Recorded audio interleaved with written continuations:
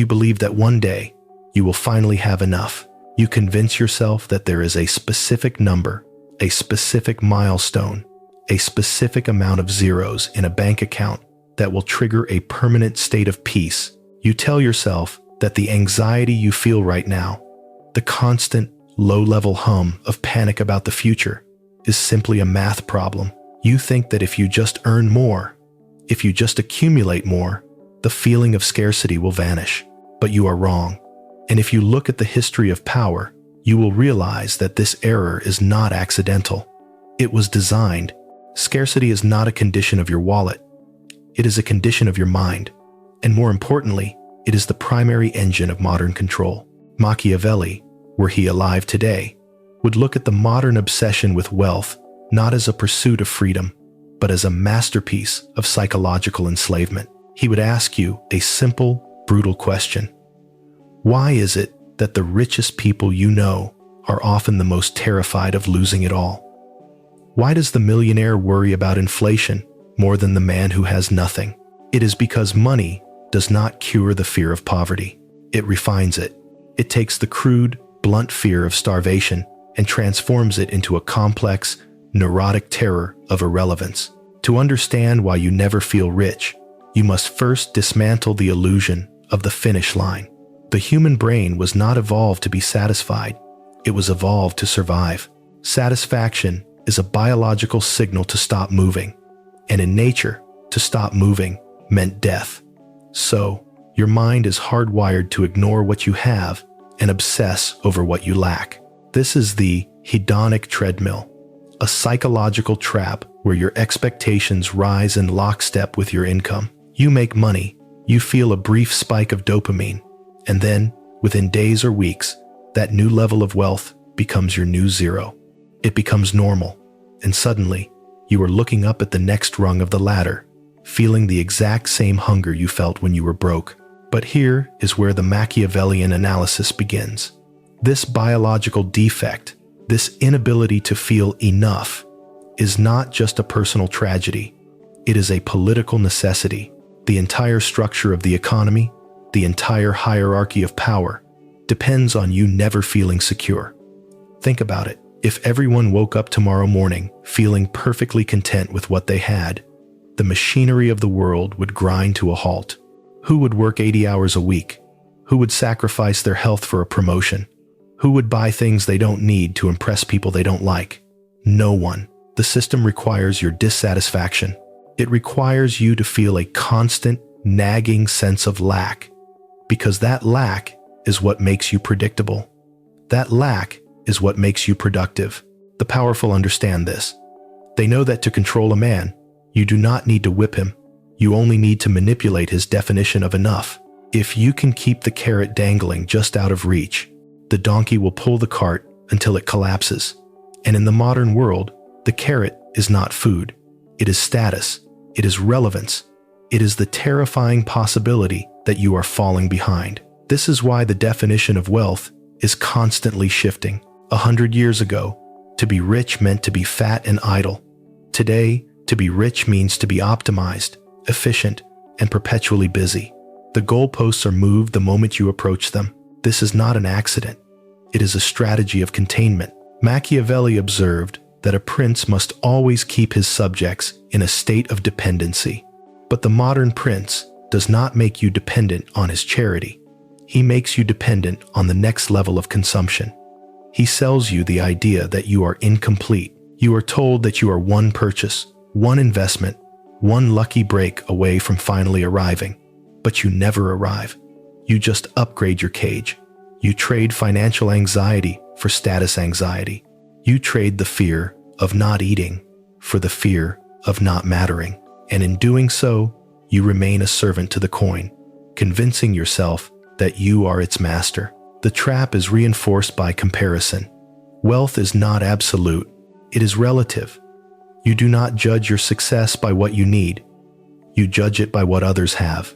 And since we live in an era of hypervisibility, where the peaks of everyone else's lives are broadcasted 24/7, you are constantly bombarded with evidence of your own inadequacy. You see the vacation you didn't take. You see the car you didn't buy.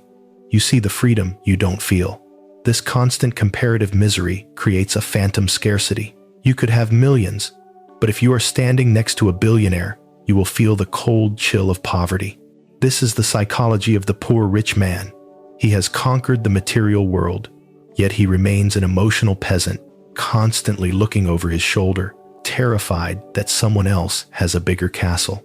This fear is the root of greed. Greed is not the love of money. It is the fear of emptiness. It is the belief that there is a hole inside you that can be filled if you just pour enough gold into it. But gold is cold. It cannot fill a void that is spiritual in nature. Machiavelli would warn you that if you do not master this psychology, you will become a hoarder of power, but a loser of self. You will build high walls to keep the world out, only to realize you have locked yourself in with your own paranoia. The man who needs nothing is invincible.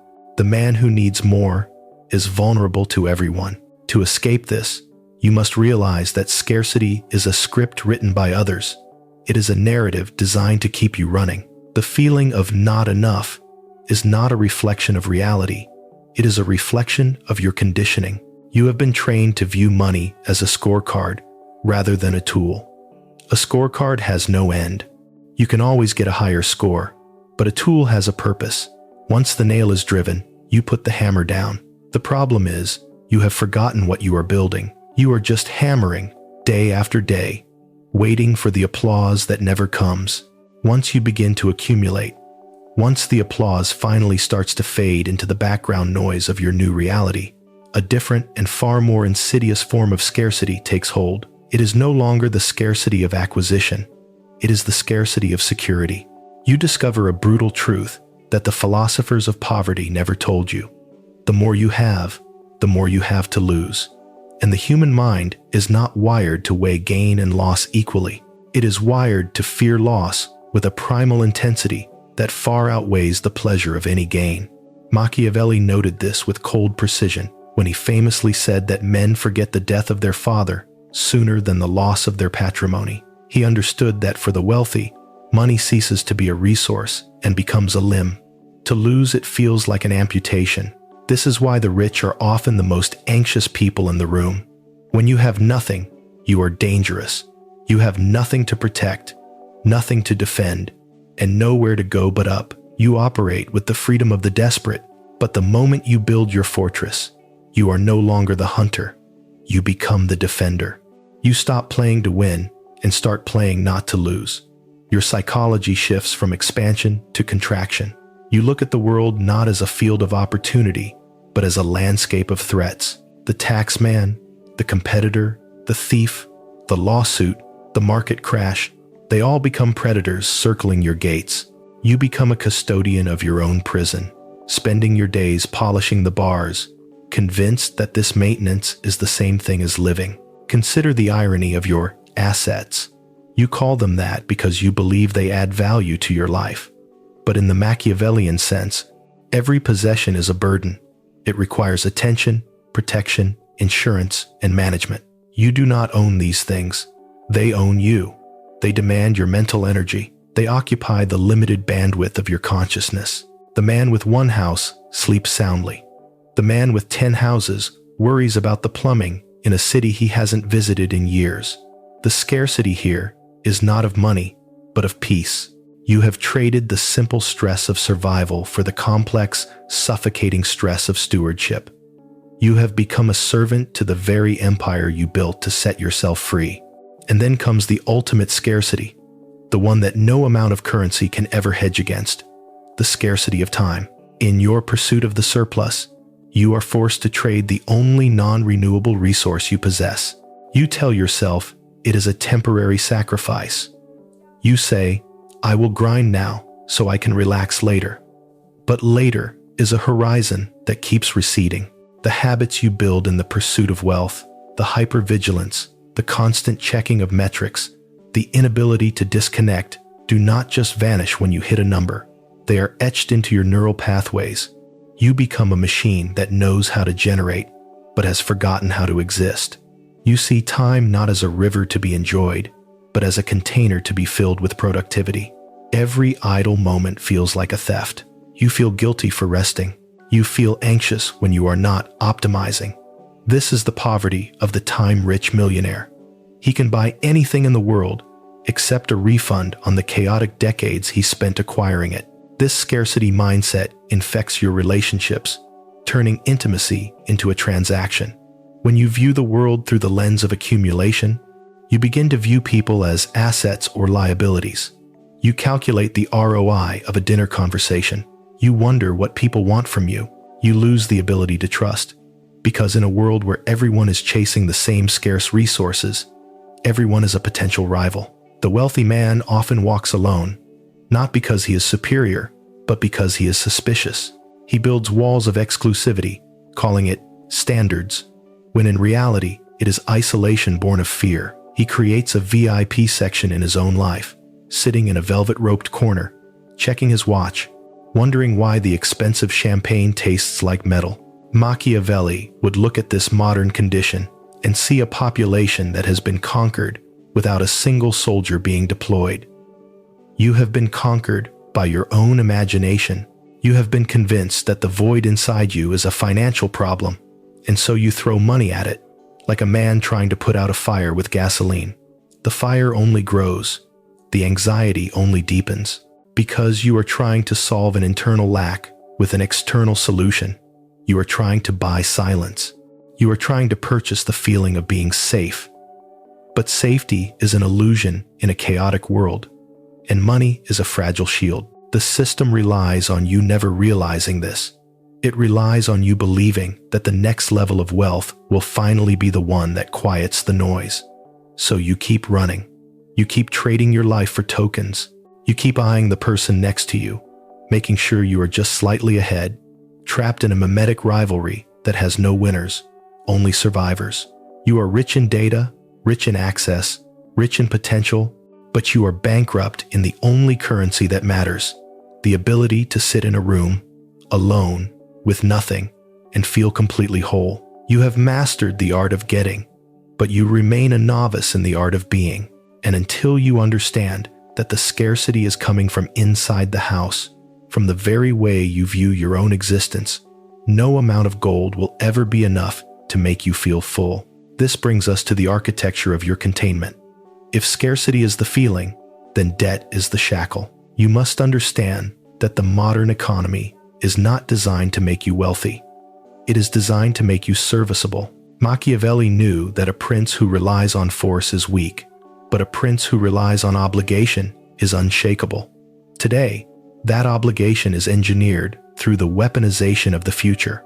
When you take on debt for a house, a car, a degree, a lifestyle, you are not just borrowing money. You are mortgaging your time. You are selling your future freedom for present comfort. And the moment you do that, you cease to be a free agent. You become a predictable node in a system that requires your obedience to function. The system loves a man in debt. A man in debt does not take risks. He does not speak truth to power. He does not quit the job that drains his soul because he cannot afford the gap in his paycheck. He is domesticated. He is terrified of disruption. He becomes the perfect subject, compliant, eager to please, and terrified of the hand that feeds him. This is the golden handcuffs phenomenon, raised to the level of a societal strategy. They give you just enough credit to buy the illusion of a rich life, but keep the interest rates just high enough to ensure you never actually own it. You are living in a rented reality, paying monthly dues for the privilege of appearing successful to people who are just as trapped as you are.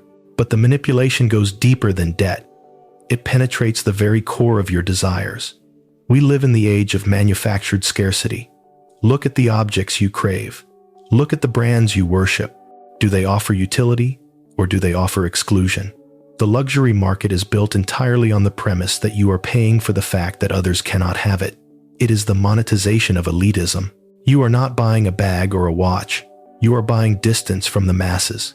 You are buying a temporary reprieve from the feeling of being average. And the genius of the market is that it constantly invents new categories of average to make you feel inadequate. They call it planned obsolescence, but they aren't just talking about your iPhone slowing down after 2 years. They are talking about your self-esteem. The trends change with violent speed, not because creativity is flourishing, but because if style remained static, you would eventually be satisfied. And a satisfied consumer is a disaster for the economy. So they must shift the terrain.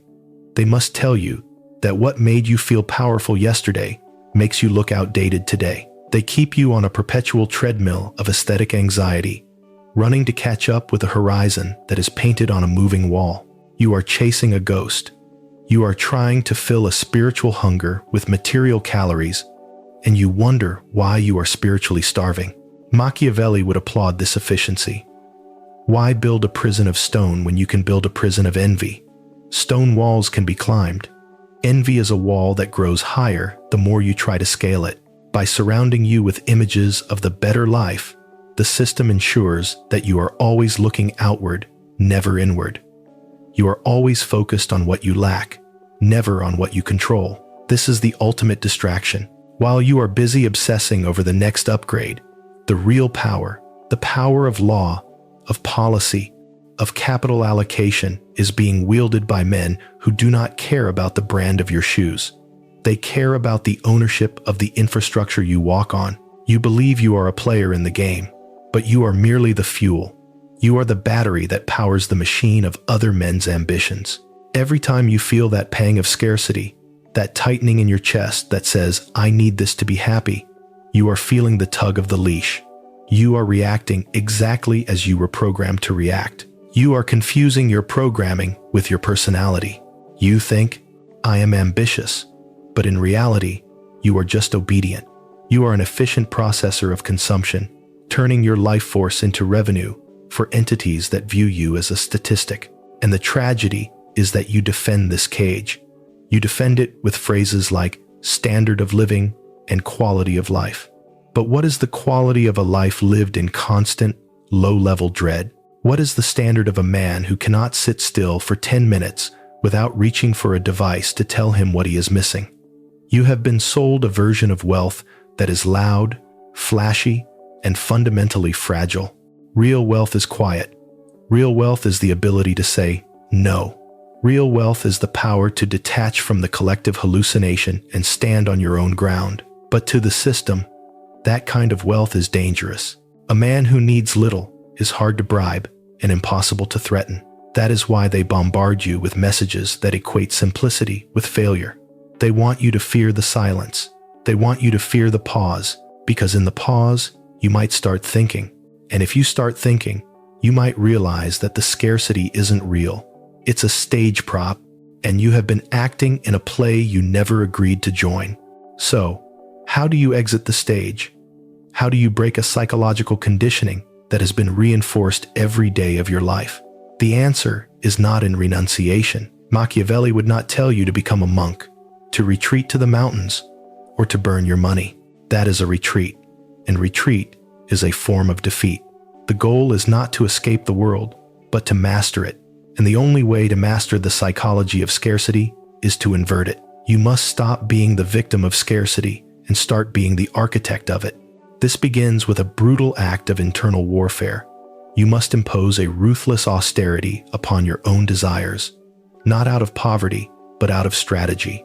You must voluntarily subject yourself to the feeling of going without, even when you have the means to indulge. Why? Because you are training your mind to separate want from need. You are inoculating yourself against the fear of loss. When you prove to yourself that you can survive and thrive without the validation of the latest status symbol, without the luxury upgrade, without the applause of the crowd, you sever the strings that the system uses to jerk you around. You become unbribable. A man who needs nothing cannot be controlled by a man who offers everything. This is the fortress of the mind. Once you have fortified your interior, you turn your gaze outward. You stop chasing the scarcity created by others, and you begin to manufacture it yourself. This is the pivot from the consumer to the creator. In a world of noise, abundance, and instant access, the only things that hold true value are those that are rare. Do not be the person who is always available. Do not be the person who creates cheap, abundant work. Be the person whose presence is a limited resource. Be the person whose skills are so specialized, so refined, that they cannot be commoditized. Machiavelli understood that power flows to the scarce. If you are water essential, but everywhere people will waste you. If you are wine rare and intoxicating, people will hoard you. You must design your life, your career, and your social standing so that you are the one being chased.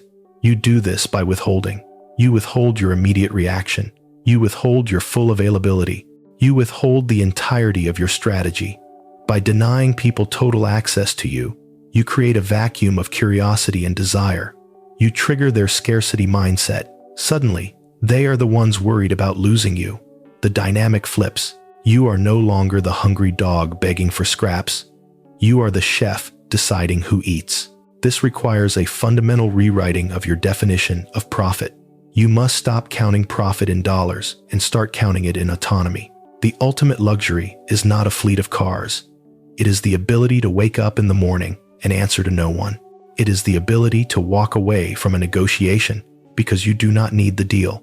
It is the ability to speak your mind because you do not fear the consequences. This is the F times CKU position, and it is not reached by hitting a specific number in the bank. It is reached by lowering your threshold of dependency. If you require $100,000 a month to feel okay, you are fragile. If you require $5,000 a month to feel like a king because your mind is disciplined and your needs are calculated, you are invincible. The world will try to punish you for this. It will call you strange, eccentric, or unambitious. It will try to lure you back into the race with dazzling new prizes, but you will see them for what they are, shiny lures on a sharp hook. You will look at the frantic scurrying of the successful people around you, the stress, the medication, the broken marriages, the hollow eyes, and you will not feel envy. You will feel pity. You will realize that they are winning a game that is designed to kill the player. And in that realization, you finally find the feeling you have been chasing your entire life. You find enough, but it doesn't feel like you thought it would. It doesn't feel like a climactic burst of euphoria. It feels like silence. It feels like the sudden cessation of a jackhammer that has been running outside your window for 30 years. It is the quiet confidence of a man who sees the puppet show from the backstage. You can still play the game. You can still make money. You can still build empires, but you do it with a smirk. You do it with a lightness of touch, because you know it is all a theater of illusions. Money is no longer your master. It is your employee. You use it to buy freedom, not shackles. You use it to build walls against the chaos, not cages for your soul. You have internalized the deepest Machiavellian truth, that the only true sovereign is the man who governs his own mind. The world is full of rich slaves. Do not be one of them. Break the mirror, step out of the reflection, and for the first time in your life, simply be. This is the only wealth that death cannot take from you, and it is the one thing they can never sell you. The sale is over. The shop is closed. You are free.